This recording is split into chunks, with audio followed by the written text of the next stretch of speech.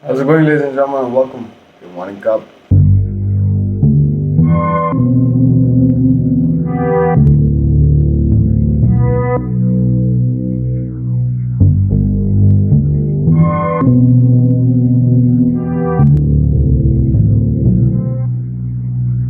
It's here. It's done. The president elect is now officially the president of the United States. Kamala Harris and Joseph R. Biden are now officially in office. Some remarkable changes are in place, ladies and gentlemen, and they're already among us. Let's just straight jump into the fact that Biden has officially signed an order ending the Keystone Pipeline debate. The whole debacle has been going on for years on end. Turns out officially come to an end. It doesn't take that much if you're very concise and very straightforward about what your actual intent is. Apart from that, key policies that the Trump presidency put into place are now being revoked, along with the keyest of them all. The United States is rejoining the Paris Climate Accords.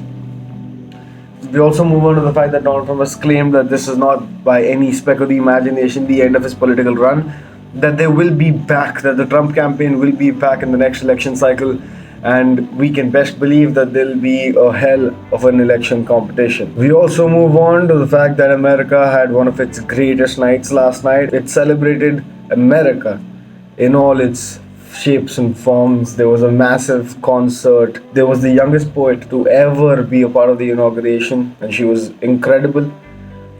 But the actual highlight of the thing is the fact that some of the biggest names in the entertainment industry were there for this concert, trying to bring together the fact that a united front is what the people of the United States need in order to make sure that they step ahead without any fear. The biggest thing that the United States faced in terms of adversity was very drastic, diverse opinions. By no means is having different opinions bad, but the point is that having different opinions that can then garner you separate from the people that are yours, from your own sense of nationality, for your own sense of nationalism, is just sad and disappointing. But we are in a point today wherein we believe that the US has only good things to look forward to. Let's just be a little more ambitious than that. The United States has had a fair share of issues and will continue to have a fair share of issues. No country is perfect by any stretch of the imagination, but we can best believe that maybe this presidency and maybe this administration is going to do things way more differently. We can already see that Biden is already rolling back certain immigration policies and certain other changes that were brought about by Trump.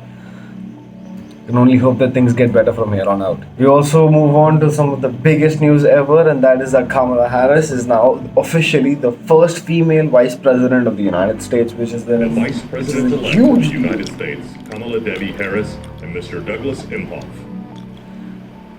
And a deal that is amazing to witness. The fact that I have my life and I can contemplate the fact that a female vice president now is in office is just amazing. And women and young girls around the world observed this instance and were truly taken aback, considering that that could be them. And in the final bit of Biden administration news, we also have the fact that the Biden administration has certain far-fetched yet certain ambitious ventures that they have in place. The first biggest venture that the Biden administration is going to be incorporating is the fact that they want to administer 100 million doses of the vaccine in less than 100 days. Dr. Anthony Fauci, as well as the WHO, as well as the CDC, claims that yes, this could be done, but it's a massive undertaking and it's going to take some massive efforts. Biden administration says that it is on top of things, and by the end of these 100 days, 100 million or more doses of this vaccine will be administered. Let's just see how this thing goes. We move on to horrible news from China, considering the China has now built concentration camps that can hold 4,000 people or more. And the reason why it's built this concentration camps is to put in COVID violators, people who don't agree to the rules that have been put into place because of COVID lockdowns. The sad point is that China has been a communist nation for as long as you can possibly remember, since its conception rather. And it's always been known to kind of put down its citizens and implement its sheer will on them. But countries like Germany are following suit, which is rather shocking, considering that it's one of the biggest nations of the European Union and considering their dark history of concentration camps. Germany has now officially said that they will be opening up detention camps for people who are repeat violators of COVID protocols, and they will be putting them forcefully into camps. I don't need to be the one to tell you that that is by no means acceptable, that is by no means good news, and also that people are not going to be a fan of that. That things can turn very horrible for everybody involved in this situation. We move on to the final story of the day, and the final story of the day being the fact that a new planet has been found, a planet the likes of which we've never seen before, a planet that, well, makes the scientists rethink their entire concept of what a planet can actually be. Well, the cotton candy planet, if you will, is what it's called, and it's been found as an exoplanet. And it's an exoplanet that was found to be 10 times lighter than Jupiter. Also, the core mass is significantly lighter than otherwise anticipated for a planet that size. It was found by Caroline Plouet and it was discovered under supervision of Professor Bjorn Bennek. This planet was also known to be almost the size of Saturn and Jupiter, but in its mass and the amount of mass that a planet of that size is supposed to have, it's nowhere near that.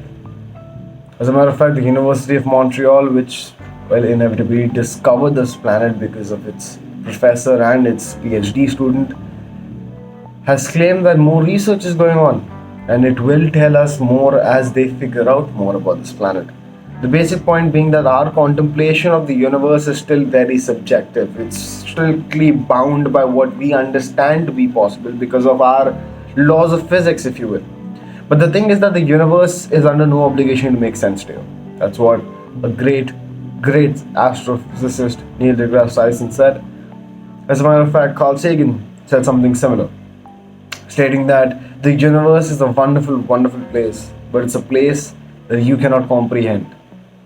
And for you to be able to comprehend the universe, you need to spend a long time trying to even begin to understand how it functions. What are the sheer possibilities? We as a species are so constrained to the fact that we live on this earth that we believe that this earth is all that there is to it. But there will come a time and there will come a place wherein the earth will not be the only planet harboring human life. And we can best believe when that scenario shows up, there will be a lot more that we'll understand about the universe than we currently do. That being said, ladies and gentlemen, it's a happy day. Things are evolving, things have changed. We have a new leader of the free world, if you will, considering that the United States is the leader, and the leader of the United States is the leader of the free world. That being said, there's a lot that is still to come. We will keep you updated on all things Biden presidency and everything that comes out of the rest of the world as well. We can only hope that this has some kind of a trickle down effect and economies as well as countries across the globe start to pull back up, start to make some good changes, and humanity as a whole can come together and persevere once again. That being said, this has been your morning cup. See you tomorrow.